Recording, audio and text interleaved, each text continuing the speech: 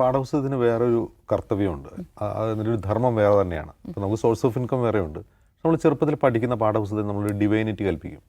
നമുക്കറിയാലോ, അതിനൊരു ഓഥറിറ്റേറ്റീവ് ആണ് അതിൽ നിന്ന് കിട്ടുന്ന വിവരം വളരെ ഡിവൈനാണ്, ഓഥറിറ്റേറ്റീവ് ആയിട്ടാണ് നമ്മൾ കാണുക. ബാക്കിയെല്ലാം നെറ്റിൽ കണ്ടത് എന്നാണ് നമ്മൾ പറയുക. അത് ഇൻ്റർനെറ്റിൽ കണ്ടത് അങ്ങനെയാണ്. ഇതിന് കുറേ കൂടി ഇതിൻ്റെ ഒരു പ്രശ്നം എന്താണെന്ന് വെച്ചാൽ, ഇപ്പോൾ അതിന് ഏറ്റവും നല്ല ഉദാഹരണമാണ് ഗുജറാത്ത്. ഗുജറാത്തിൽ BJP അധികാരത്തിൽ വന്നതിന് ശേഷം അവർ ആദ്യം ചെയ്ത് നമ്മൾ ഈ RSSൻ്റെ പരീക്ഷണശാല ലാബറട്ടറി ഓഫ് ഹിന്ദുത്വ എന്ന് പറയുന്നത് എന്തുകൊണ്ടാണെന്ന് വെച്ചാൽ, അവർ ആകെ ചെയ്ത കാര്യം അവർ ആ പാഠപുസ്തകം മാറ്റുകയാണ് ചെയ്തത്. ആ പാഠപുസ്തകം പഠിച്ചു വന്നിട്ട് ഒരു ജനറേഷൻ മുഴുവൻ അങ്ങനെ ചിന്തിക്കുന്ന ആളുകളാക്കി അവർ മാറ്റി. അത് ചെറിയ കാര്യമില്ല. അങ്ങനെയാണ് അവർ മാറ്റിയെടുത്തുള്ളത്. അത് പിന്നീട് മറ്റ് സംസ്ഥാനങ്ങളിൽ അവർ പരീക്ഷിക്കുകയാണ് ചെയ്തിട്ടുള്ളത്. ഈ NCERT പുസ്തകത്തിൽ ഒരു പ്രശ്നം എന്ന് വെച്ചാൽ, ഇതിൽ ഈ മുഗൾ എറെ അവർ വിശേഷിപ്പിക്കുന്നത് ഡാർക്ക് ഏജ് എന്നാണ്. ഡാർക്ക് ഏജ് എന്ന് പറഞ്ഞാൽ യൂറോപ്പിലെ റിനൈസൻസിന് മുമ്പുള്ള കാലത്തെയാണ്. അതായത് വിജ്ഞാനം വരുന്നതിന് മുമ്പ്, റിഫോർമേഷനും റിനൈസൻസും ഉണ്ടാകുന്നതിന് മുമ്പുള്ള യൂറോപ്യന്മാരെ കുറിച്ചാണ് ഡാർക്ക് ഏജ് എന്ന് പറയുക. അതായത് ചർച്ച് ഭരിക്കുന്ന, സയൻസിനെതിരായിട്ടുള്ള, ഇപ്പോൾ ഗലീലിയോയൊക്കെ ശിക്ഷിച്ച് നമുക്കറിയാലോ, ആ ഒരു കാലഘട്ടത്തെക്കുറിച്ചാണ് എന്ത് പറയുന്നത്, ഡാർക്ക് ഏജ് എന്ന് പൊതുവിശേഷിപ്പിക്കുന്നത്. ഇന്ത്യയുടെ ഡാർക്ക് ഏജ് ആയിരുന്നു മുഗൾ കാലഘട്ടം? അല്ല, ഇന്ത്യയുടെ ഏറ്റവും സുവർണ്ണ കാലഘട്ടം തന്നെയായിരുന്നു. അപ്പോൾ ഒരു സുവർണ്ണ കാലഘട്ടം എന്ന് ഇപ്പോൾ നേരത്തെ അവസായി പറഞ്ഞ ആ കാലഘട്ടത്തെ ഡാർക്ക് ഏജ് എന്നാണ് വിശേഷിപ്പിക്കുന്നത്. അത് ഒരു ചെറിയ മനസ്സിലുണ്ടാക്കുന്ന കാര്യം എന്താണ്, അത് നമ്മുടെ ഉള്ളിലൊരു ഒരു പ്രതിഫലനം ഉണ്ടാക്കും. ചെറിയ കുട്ടികളുടെ മനസ്സിൽ അതൊരു പ്രതിഫലനം ഉണ്ടാക്കും. അതാണ് അവർ ഉദ്ദേശിക്കുന്നത്.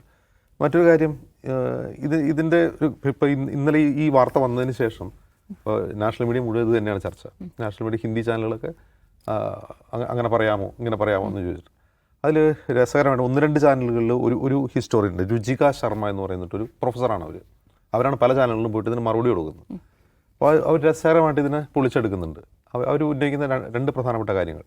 ഇതിൻ്റെ ഒരു അടിസ്ഥാനം എന്താണ്, മുഗളന്മാർ അതേഴ്സായിട്ട് കാണുന്നതിൻ്റെ അടിസ്ഥാനം അവർ ഇൻവേഡ് ചെയ്ത് വന്നവരാണ്, അവർ തുർക്കിയിൽ നിന്ന് വന്നവരാണ്, അല്ലെങ്കിൽ മംഗോളിയയിൽ നിന്ന് വന്നവരാണെന്നുള്ള ഒരു നറേഷനാണ്. അപ്പോൾ അവർ തിരിച്ചു ചോദിക്കുന്നത്, ഇന്ത്യയിലുള്ള ഈ ആളുകളൊക്കെ എവിടെ നിന്ന് വന്നതാണ് എന്നാണ് ഒന്നാമത്തെ ക്വസ്റ്റ്യൻ. നമ്മളൊക്കെ എവിടെ നിന്ന് വന്നതാണ്? നമ്മളൊക്കെ ഇവിടുത്തെ പ്രിമിറ്റീവ് ട്രൈബാണോ? അല്ല.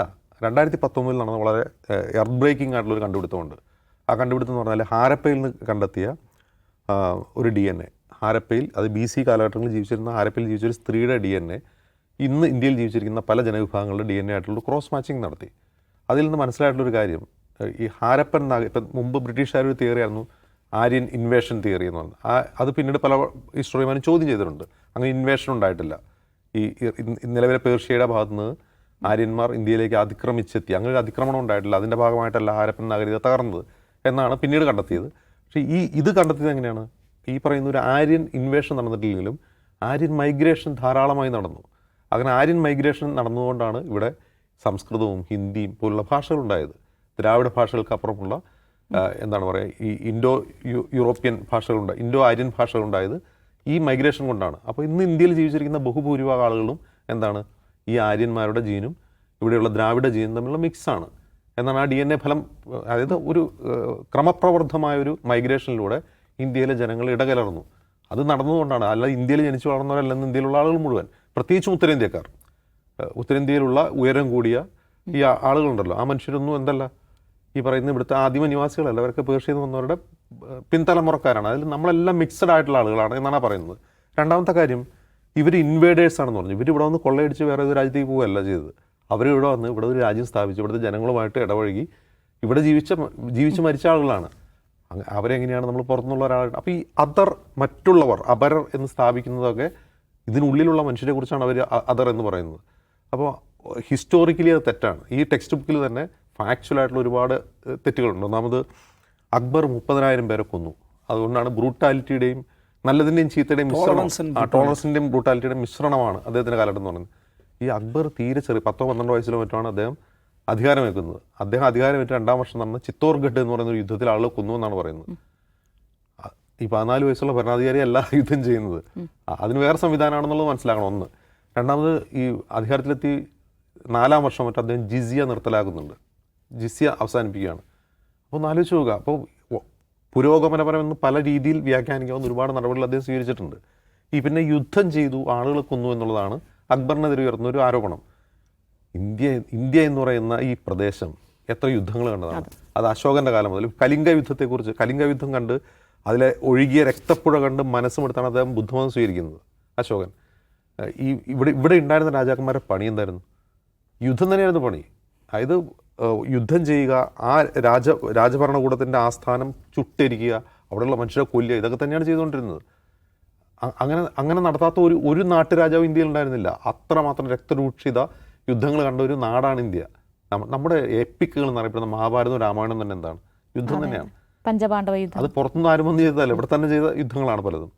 ഇവിടെ തന്നെയുള്ള ജനങ്ങളുടെ മേൽ നടത്തിയിട്ടുള്ള യുദ്ധങ്ങളാണ്. അപ്പോൾ പിന്നെ മറ്റൊരു കാര്യം, ഈ മുഗളന്മാരെ കുറിച്ച് ആക്ഷേപിക്കുന്ന ഏറ്റവും പ്രധാനപ്പെട്ട കാര്യം അവർ ക്ഷേത്രങ്ങൾ തകർന്നു എന്നുള്ളതാണ്. ഈ ക്ഷേത്രങ്ങൾ ആക്രമിച്ചുകൊണ്ടാണ് എല്ലാ യുദ്ധങ്ങളും ഇന്ത്യയിൽ നടന്നുകൊണ്ടിരുന്നത്. അതിൽ ജാതി മതമൊന്നുമില്ല. ഇപ്പോൾ ഒരു ഉദാഹരണം പറയാം, ശൃംഗേരി മഠം.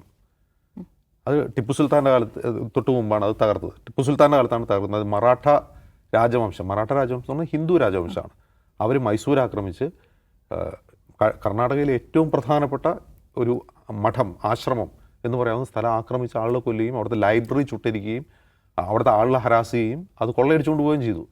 എന്നിട്ട് അത് പുതുക്കി പണിതാരാന്നറിയാം, ഈ ടിപ്പു സുൽത്താനാണ്. അപ്പോൾ ഈ ഇന്ത്യയുടെ കൾച്ചർ എന്ന് പറയുന്നത് ഇവന്മാർ പ്രചരിപ്പിക്കുന്ന ഈ ബിഗോട്രി അല്ല. ഇന്ത്യയുടെ പാരമ്പര്യം എന്ന് പറയുന്ന അങ്ങനെയല്ല, ഇന്ത്യൻ സംസ്കാരം എന്ന് പറയുന്ന അങ്ങനെയല്ല. ഇവന്മാർ പറയുന്ന എന്താണ്, ഒരുതരം റിലീജിയസ് നാഷൻഹുഡ് അല്ല, ആ കൾച്ചറേ അല്ല ഇന്ത്യയുടേത്. അത് പണ്ടുമല്ല ഇന്നുമല്ല, അവർക്കത് മാറ്റാൻ സാധിച്ചിട്ടുമില്ല. അത് മാറ്റാനുള്ള അവസാനത്തെ ശ്രമമാണ് ഈ പാഠപുസ്തകം മാറ്റം. പാഠപുസ്തകം മാറ്റാനുള്ള ഒരു പ്രശ്നം എന്ന് പറഞ്ഞാൽ, ഇത് ഞാൻ മുമ്പ് പറഞ്ഞതുപോലെ ഇതെന്തോ സത്യമാണെന്ന് കുട്ടികൾ ചെറുപ്പത്തിലേ വിശ്വസിക്കും. മുതിർന്നു കഴിയുമ്പോൾ ചിലപ്പോൾ അത് മാറുമായിരിക്കാം, മാറാതിരിക്കാനാണ് സാധ്യത കൂടുതൽ. കാരണം ചെറുപ്പത്തിൽ ഉറച്ചു പോകുന്ന കാര്യം, ക്യാച്ച് ദം യങ് എന്ന അവരുടെ RSSന്റെ സിദ്ധാന്തം തന്നെയാണ് ഇതിൽ നടപ്പാകും.